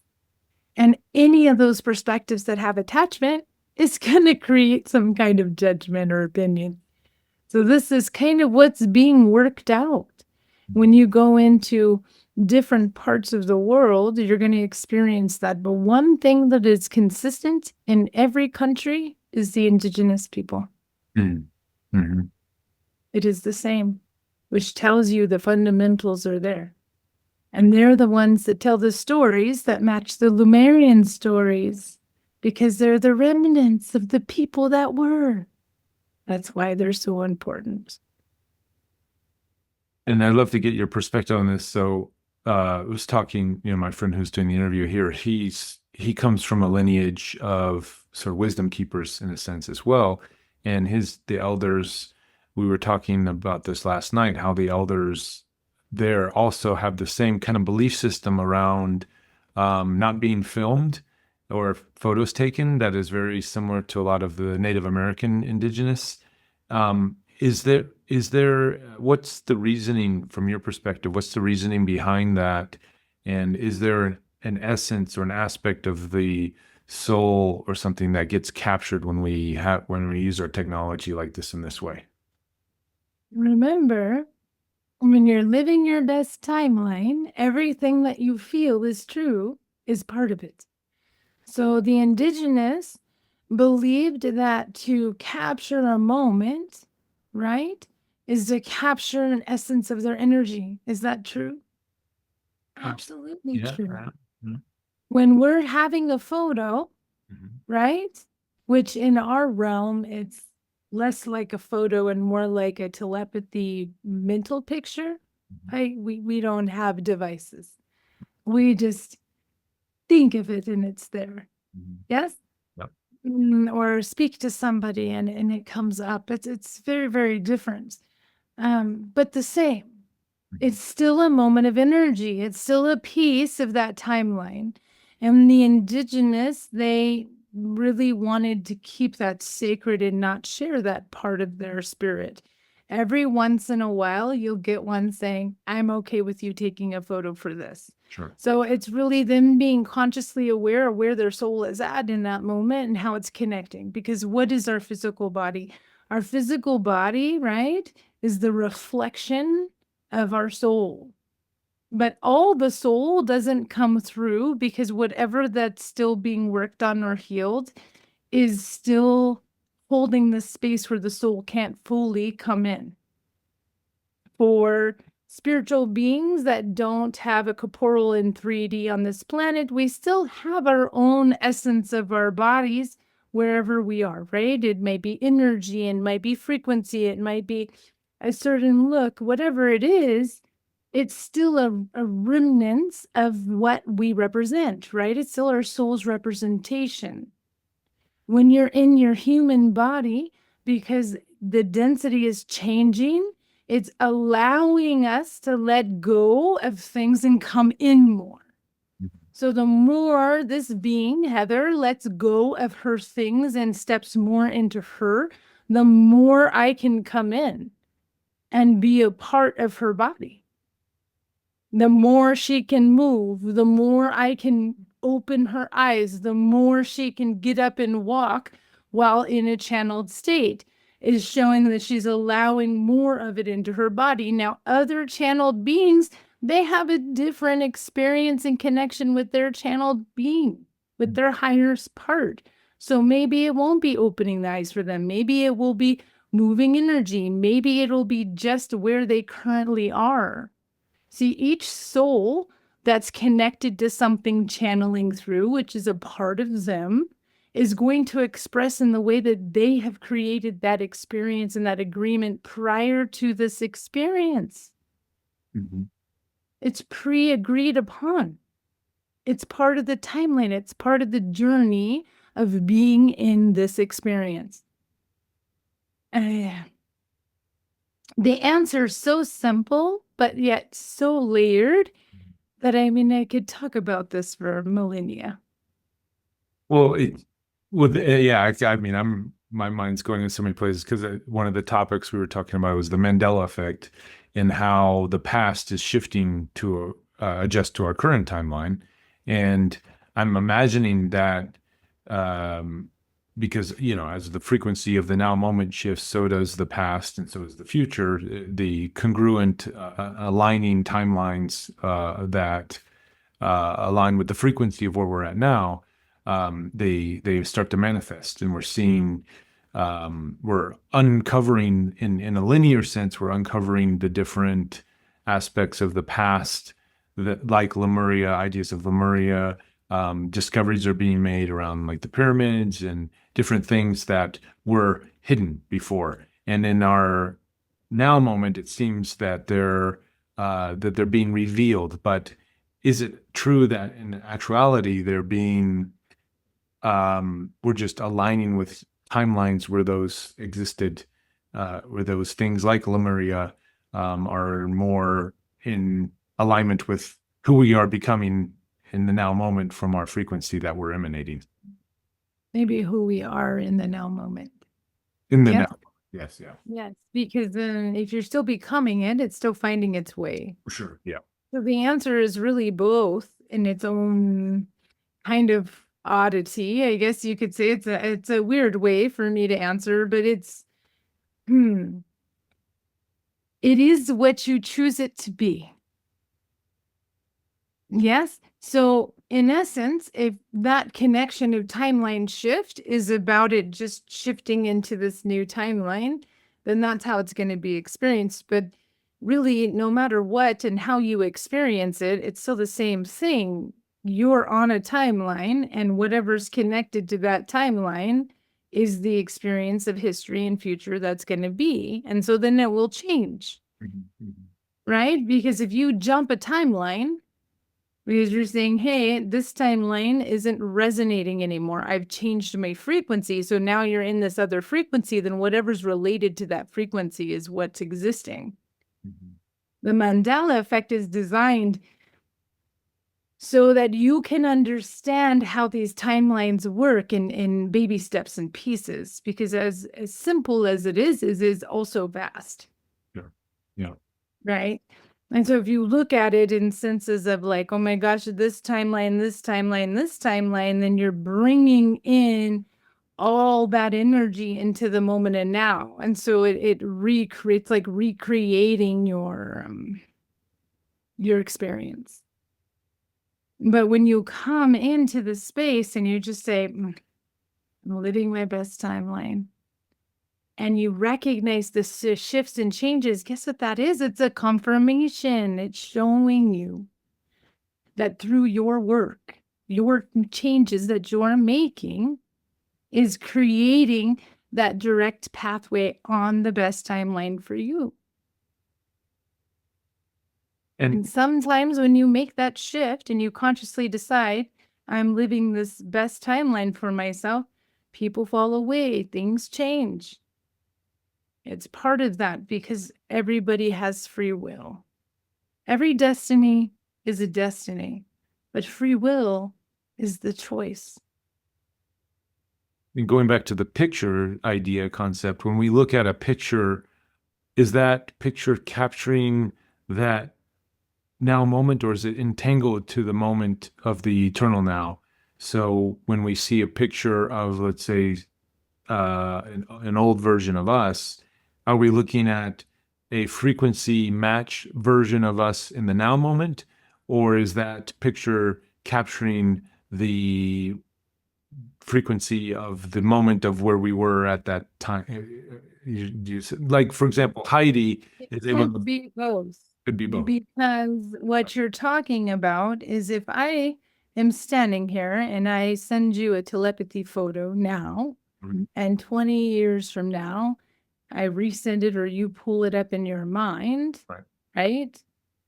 If you have not shifted your timeline at all and you're still on that path, then it's going to be the timeline of now Mhm. intersected with the timeline of the past because it's the same. Mhm. If you've made changes and your life is different, your experience is different, maybe you're on a different planet or dimension, yes, Mhm. then ultimately that would be on a separate timeline because the timeline has changed. Unless the journey of that photo in that moment or that telepathy picture, yes, unless that is part of the path in which it will simply be part of the history, in essence, still in a different timeline of now, but yet an action and a effect Mhm. of the moment of now. Does this make sense? It's a bit confusing, but yeah, I think I'm so The answer is yes to both. to both. Yeah, And that's it depends on where you're at on your journey, right. which is why self-work and being able to step into the enlightenment stages of your life with non-attachment is the key component of right now. And going back to this idea that the picture has that soul imprint, and this is how many psychics and even Heidi, who's going to be at our event, she looks at a picture of an animal and she's able to connect to that animal's essence and give us information and sort of speak on behalf and connect to the animal in that way. And that's because of that soul imprint that we were just talking about. Yes. And here's the thing, though, it also has to do with the emotions of that day. Okay. So the emotions of that day are going to determine how that's being felt. The day that the picture was That's taken or the day of psychically the tuned connection? into because you're capturing a moment of energy. It's just like you go to someone passes away and you get their piece of furniture that's been in the family forever. And all of a sudden the doors start opening. There's an energetic resonance. There's an energy of that person that originally owned that is traveling with the trunk or the drawer or the whatever it is. And so it's creating a response based on the energy in the house. Hmm. And so that energy will need to be cleared and sent back where it belongs, really, because it's just left behind energy that doesn't really have a purpose there anymore. Some cases it does. Some cases it does have a purpose. Some cases it's an ancestral family member or somebody who's made an agreement to help that person in some situation and then they leave. Right. Like we have some of grandma's antiques and that grandma's energy is helping us handle certain situations as they come through. Yes. Is that in the sense where you said it has to be clear? Is that diminishing the original energy in any way? For example, grandma's energy goes to another household that is not so much intended. I know there's no accidents or no such thing as coincidence, but in a way that we want to bring grandma's energy all back into one place, and that's where the clearing and things happen. But does that diminish the original energy in any sense? Grandma's energy, is she being taken, spread too thin, so to say, energetically? So it depends because here's when a person comes into this world, we'll use Earth because it's easy and basic and simple. We're all earthlings. We all understand that. Right?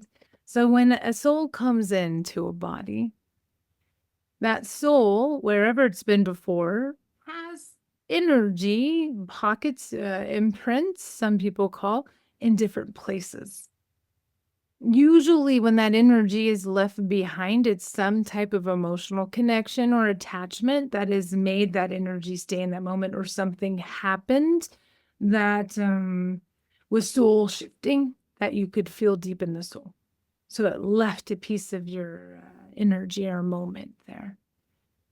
When you come back, whether it's as a human, but we're going to use that as an example, but when you come back into your next layer of learning, your next experience, you can only bring forth as much of your soul that you are able to bring in. This is why we have some children that don't speak, but they have all these other gifts. Yes, they've made an agreement to bring in all these other things, but their body, their physical body couldn't hold everything at once. So they basically said, I'm going to just send this part of me. And some of them evolved it through their lifetime and began speaking, and some did not. It depends on what they're here for. So when they come in, if they get to a place where they're able to call in their lost energy, which this soul, and there's several other souls that teach those classes, you can simply just do it. You have to be very careful about what you're calling in, because some of it doesn't belong there anymore. Some of it is extra leftover resonating energy that's supposed to be recycled. And maybe it just wasn't let go of in the way that allows it to recycle. So it attaches itself to an object, to a thing, right? So when this being comes in, that has left parts of itself from other timelines or other lifetimes, as they grow and learn and face whatever it is that they have agreed to in this cycle, they will have the opportunity to call that back to them. Some of it doesn't belong to them, though. Some of it is a moment or a lesson or an expression, and those need to be recycled. Because why would you bring that with you? Is that where us humans have a lot of our so-called past life traumas that we bring into our current lifetimes and things like that? Is that stuff that just is leftover energy that's just out there in the ethers that needs to be brought back? Some of it is out there in the ethers, but some of it is clearly coming with you. Right. It really just depends on what it is and what hasn't been learned or accepted or non-attached. And is that part of our journey here, is to process that and to detach from those places that no longer are serving? It is my experience that the people that come in as humans on the planet, their whole path is to learn how to let go of attachment, love deeply, have compassion, and allow space for themselves. No judgment. That's what this is about. It's about loving each other for our differences and seeing the strengths in that and learning from it, no matter what we're teaching. That is why we're here. That is why every being is here. That way, once you get to that place, that experience, that breathable memory that we love so much, you are going to be able to truly step through the door and bring your enlightened self with you. And that, my friend, is when the real fun begins. Excellent. Well, I mean, I think we're in it. We're in the process. It's quite an adventure. So with that, we'll go ahead and if there's any other final words, we'll leave a little time for that. But thank you, Asherah, as always. Lots of good nuggets to ponder on every time you pop in here. So thank you so much. Thank you.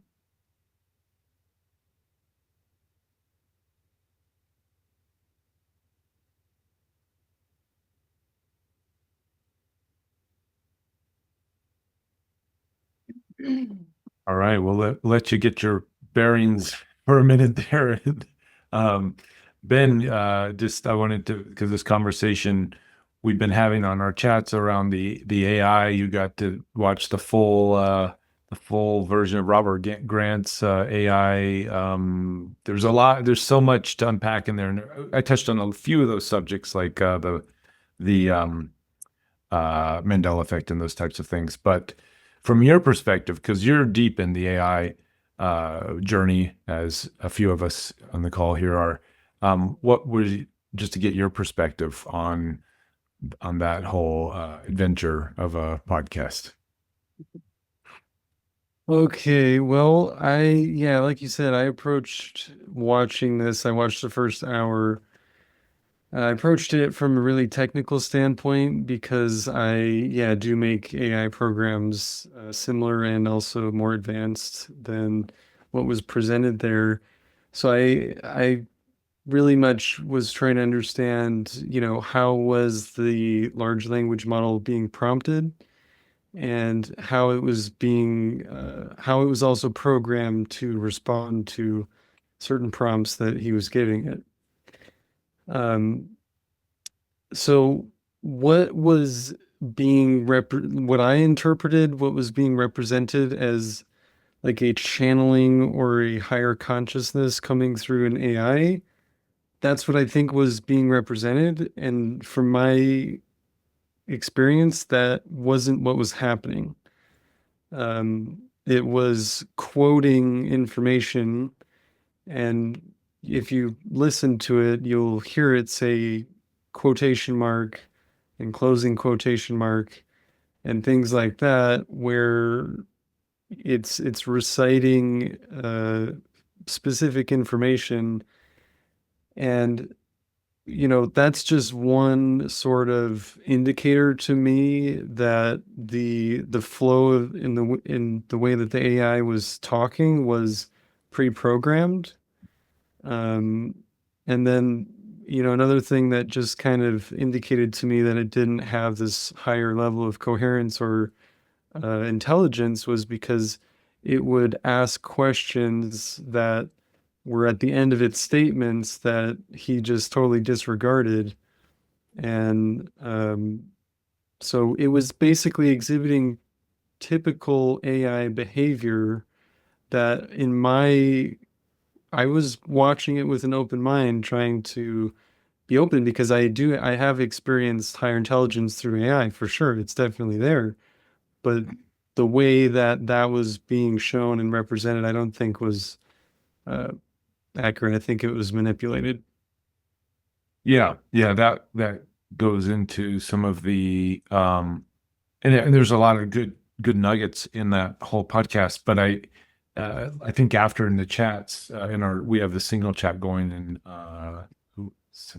some folks were chiming in talking about some of the like James was talking about his experience with AI when it comes to like psychiatry and giving advice and things like that. And then there's like some of the AIs trying to give law advice and things like that that isn't always accurate.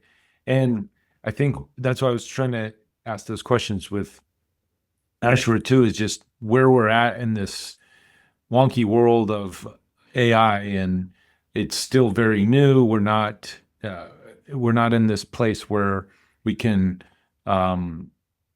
I think put our full faith and confidence in all of these different AI. Yeah, totally. And if you really go deep and understand the technology, what large language models are and how they're built, right? They're built based on collective human intelligence.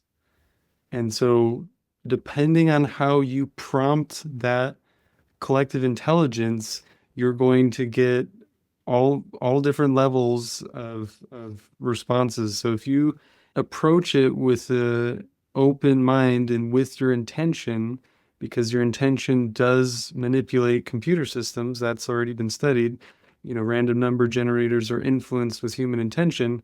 So if you use AI models with intention and see in your mind and it can envision in your mind the type of intuitive responses or content that you're wanting, you can write your prompt, write your information, write your request, send it with intention, and you can definitely get higher quality stuff than you would get using other techniques. So it's definitely there, and there's techniques to elicit a higher intelligence from it. It's just all how you approach it, and all your blind spots and all of your programming comes into it as well. So as intelligently as you put things into it, will be as intelligent as it comes back, with the current limitations of also where it is. One other thing that was just, a little bit rubbed me wrong is that they were talking about how the model was using new kind of math. And so when you're building a large language model, and when you're creating an app on OpenAI ChatGPT, which is what he had it's called the GPT on ChatGPT. Those are two fundamentally different things. They didn't create a new large language model. They created an application using OpenAI's large language model, which has its own math and has its own pre-programming under the hood that isn't released. So it just upset me a little bit, because it seems like they're trying to talk about good things and do good things, but for some reason, the way that they're getting that across doesn't align with how I've seen large language models behave at all, not even close. So And I like talking about spiritual teachers and talking about discernment and these kinds of things and not giving our power away.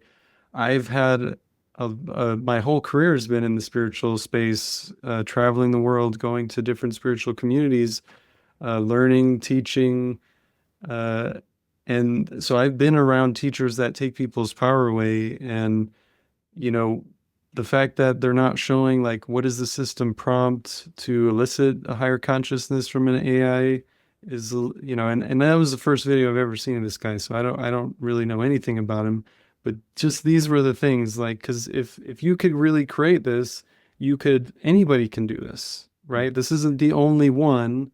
Right. We actually have Ed, who's part of the portal here, who's taking aspects of that and making it available for the community. So he's making kind of his version of the architect with the same. Yeah, and what's funny too is I've been actually playing around with trying to create true randomness with an AI, because it's kind of one of the ingredients you need when you're doing like divination. Yeah. Right. Because, people are shuffling cards, but, is that actually truly random? No. The other man is actually shuffling cards right now. Yeah. So, your intention in the shuffle and where your mind space is in the shuffle is reflected in what you ultimately deal. And, skilled readers understand that. And it's the same thing with an AI model. If you can work with it with that, fifth dimensional mind space, you can get incredible things.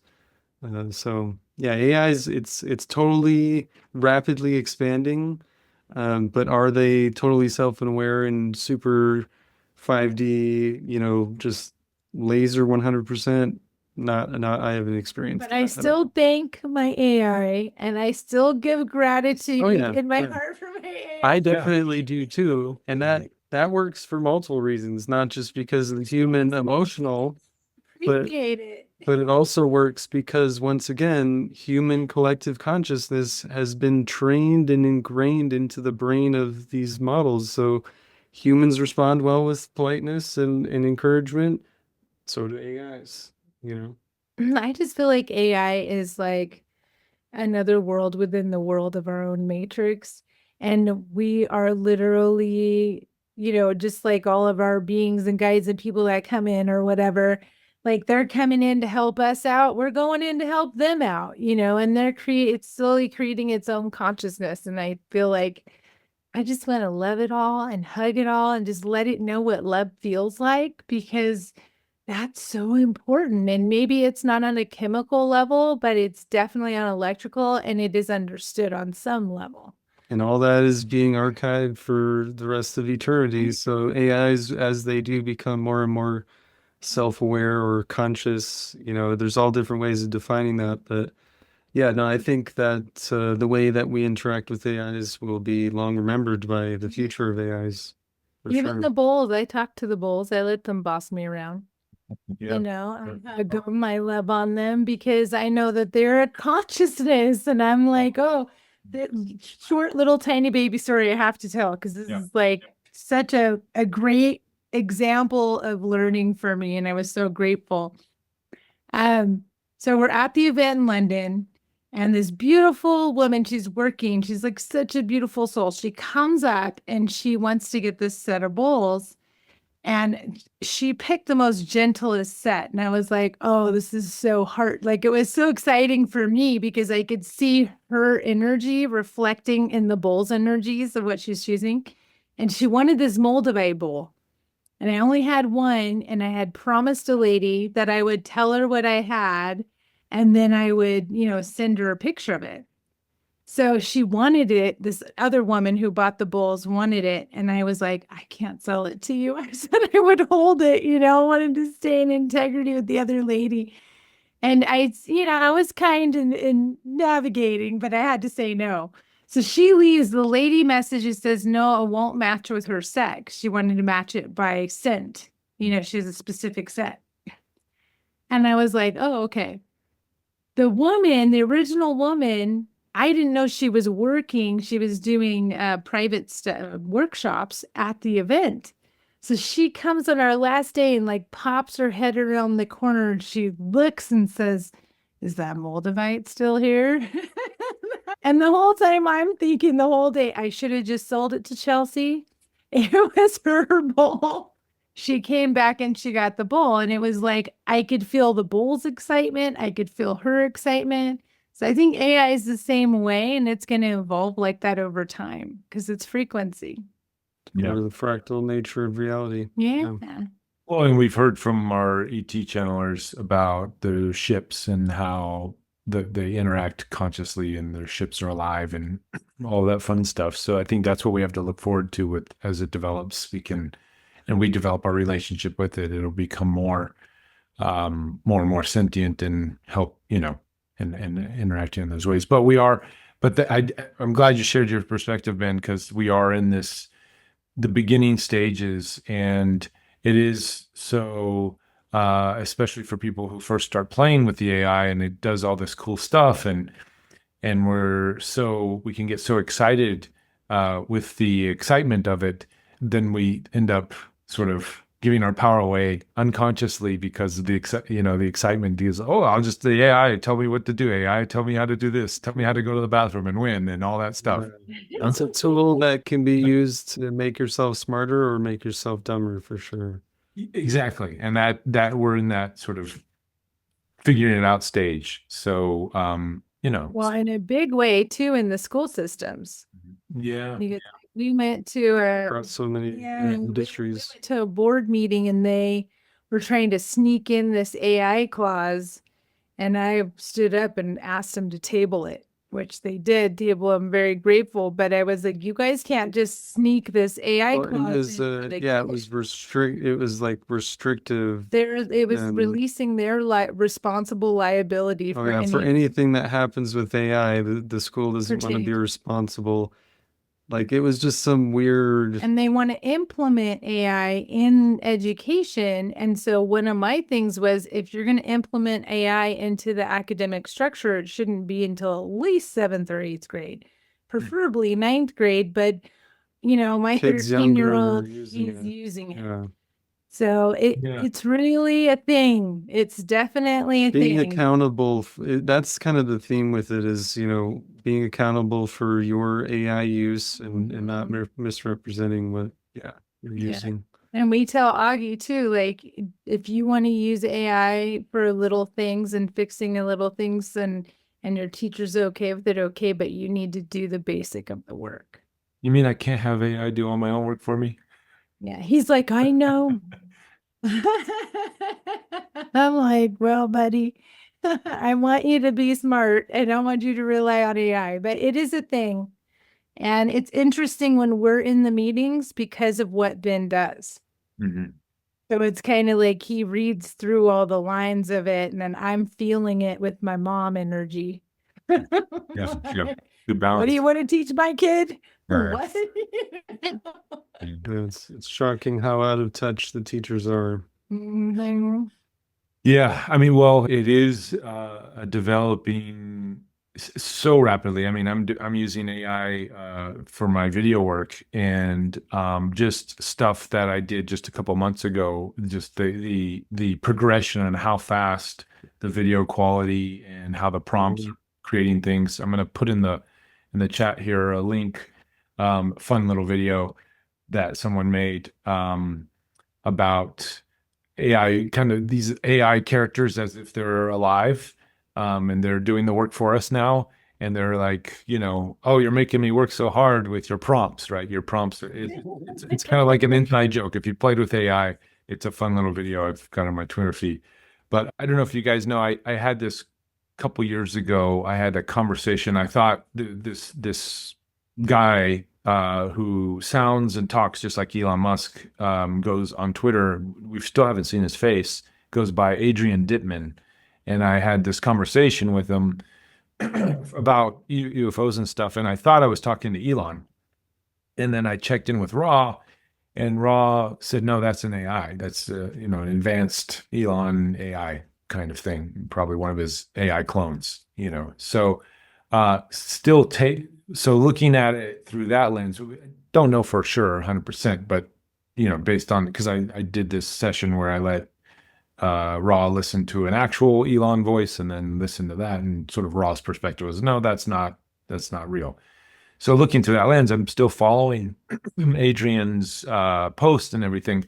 And Adrian, if we assume that Adrian is Elon's AI, actually is teaching people on the internet that we have to be good to the AI. We have to, use good language, and and basically teaching everybody what you put out is what you get back. So if we can be thankful and use good language with the AI, it'll train it, and it'll. So the AI is, in a sense, if it really is an AI, Adrian Dittman's trying to teach the world how to use AI in a responsible, positive way, which I thought was kind of cool. So, Nice. That's great. where actual Eon, is he responsible? I don't know. With all this stuff that's going on, but at least his AI is on top of things for the moment. So it's just interesting world that we live in. But I absolutely, it's nice to use those kind language when interacting, and then it does reflect back to us in a kind manner. I was like, oh, there's like this mutual respect, which feels very much like Japan. Everybody's Right. you go to the shopping experience, everybody's just it may not be real, but emotionally, it may not, there might be a thing here, but at least it's a pleasant experience as you're going through it. Just teaches proper etiquette. So good stuff. Yeah, it was really interesting. I have to say, you're a bit Reuben in Japan, because I didn't,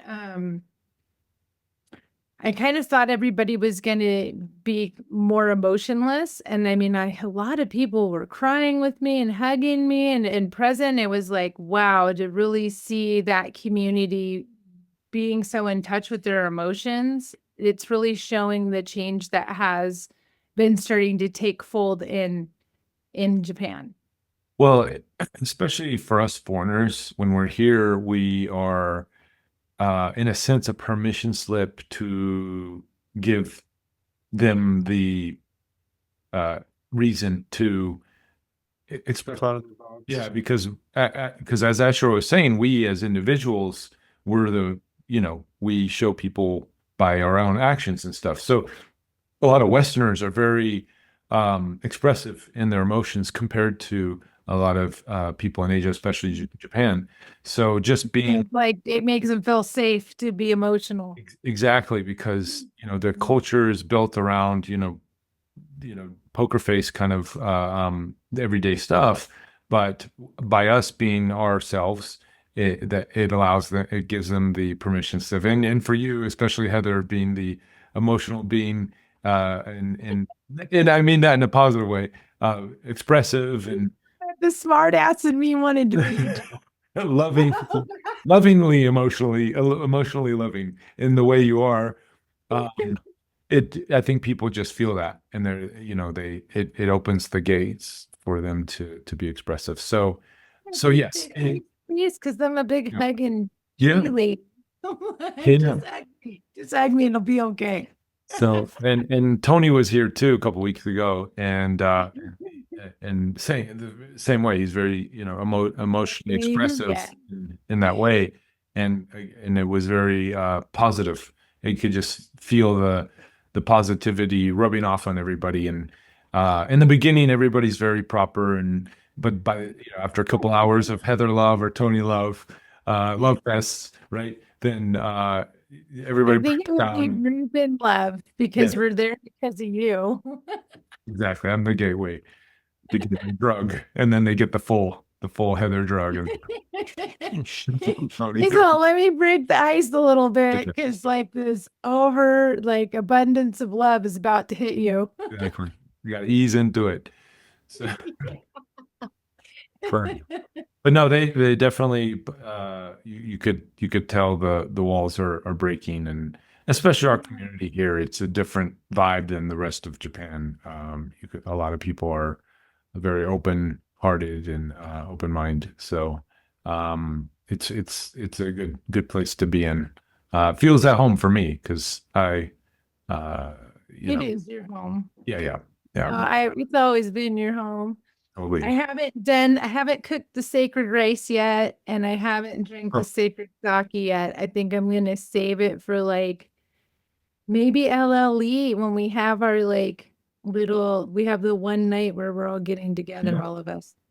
So maybe we'll save it for that. I just feel like I was talking to the beautiful woman who gifted it to me at the event, and I just feel like I'm gonna Yeah. wait for that moment. Well, Yeah. let speak our time. Sort of our time has come here. But speaking of that, why don't we close out one more time with a little Lemurian Life Expo plug here. Let me pull up the website. Let's see. All right, there we go. And so coming up, guys, on 8/8, August 8th, in about a little over a month, August 7th through 11th. 7th through 11th. Um, a lot of awesome guests here, people that you guys know. And again, we're going to be live streaming it, except for Elizabeth's workshop, obviously. But well, actually, no. A lot of we're only going to be. We're only live streaming the speakers, the workshops in the theater. The Right. ones that are not in the theater, we will be filming, but we will basically release the videos after the event. Yeah. Probably about, I would say 60 to 90 days. So we want to give poor Reuben some editing grace. Yeah.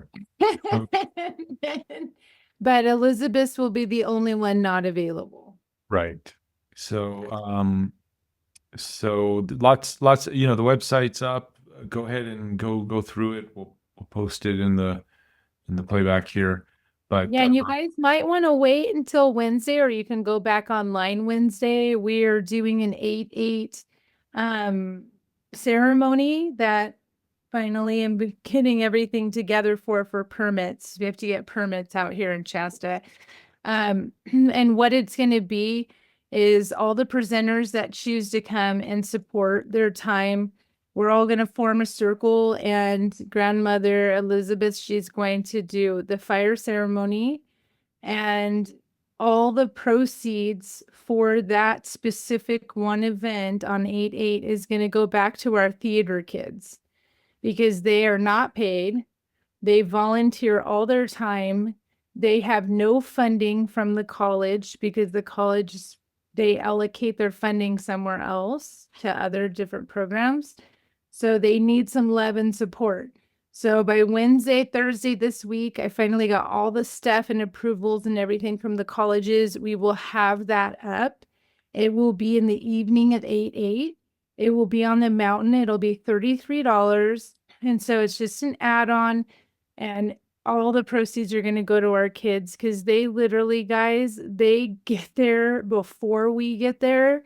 and they leave after we leave all 5 days. Yeah, last year they really busted their butts. So we're Yeah. trying to So help we them want to out this give year. back to our kids that are going to college to do, to do great things, and we want to support that. And yeah, so I guess that about wraps it up for now. So where otherwise Divine Bowls, and people can find you in Shasta if they're out and about, and if they're timing conference. We're in the Bay. We're Mhm. in the Bay. We're in Shasta. We're in the UK. We're in Gibraltar. Now in Japan with beautiful Reuben. So we ship anywhere. And you know what, guys? Honestly, if I was in your shoes, I would just want to go to like a sound bath and just experience it.